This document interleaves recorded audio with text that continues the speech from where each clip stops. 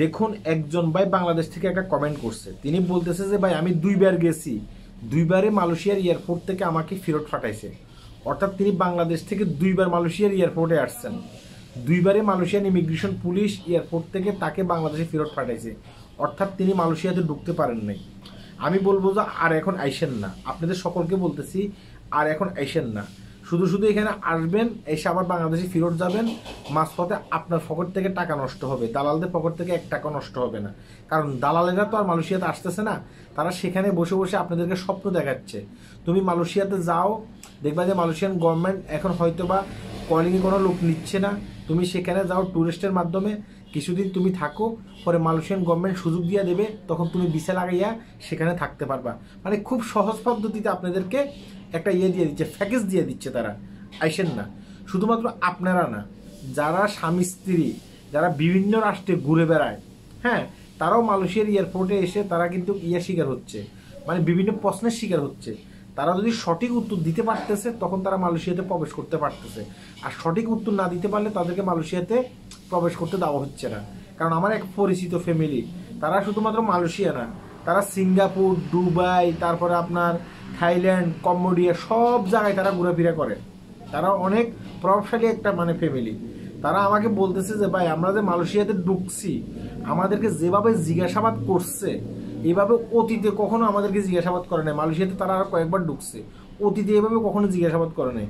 অর্থাৎ এখন তাদেরকে যেভাবে জিজ্ঞাসাবাদ করতেছে, শুধুমাত্র কেন এভাবে জিজ্ঞাসাবাদ করতেছে, ওই যে বাংলাদেশ থেকে দেখা গেছে কি 1 চালান 2 চালান, হ্যাঁ, মানে 100, 200, 300 লোক এভাবে মালয়েশিয়ার এয়ারপোর্টে এসে তারা সঠিক কোনো উত্তর দিতে পারতেছে না, পরে তাদেরকে বাংলাদেশে ফেরত পাঠাইতেছে।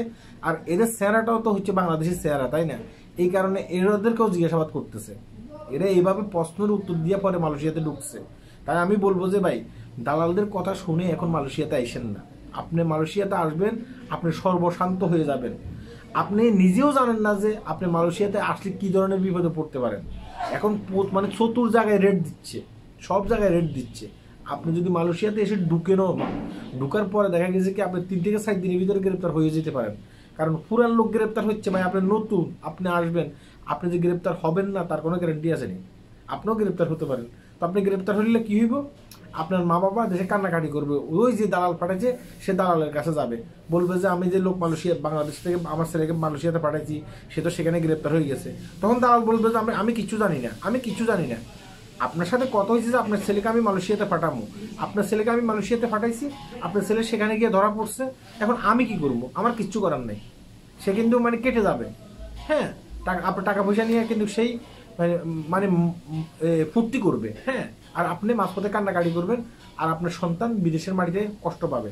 তাই আমি বলবো যে আপনারা কেউ বিদেশের মাটিতে আইসেন না, আর আপনারা যারা অভিভাবক আছেন আপনাদের সন্তানদেরকে এইভাবে মালয়েশিয়াতে পাঠাইয়েন না।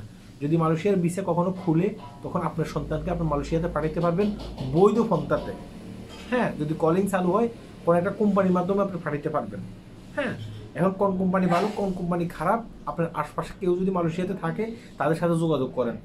তারা যোগাযোগ করলে তারা বলে দিবে এই কোম্পানি খারাপ, আমি এই কোম্পানিতে আসছি টাকা পাই নাই, এই কোম্পানি ভালো, আমি এই কোম্পানিতে আসছি টাকা পাইছি।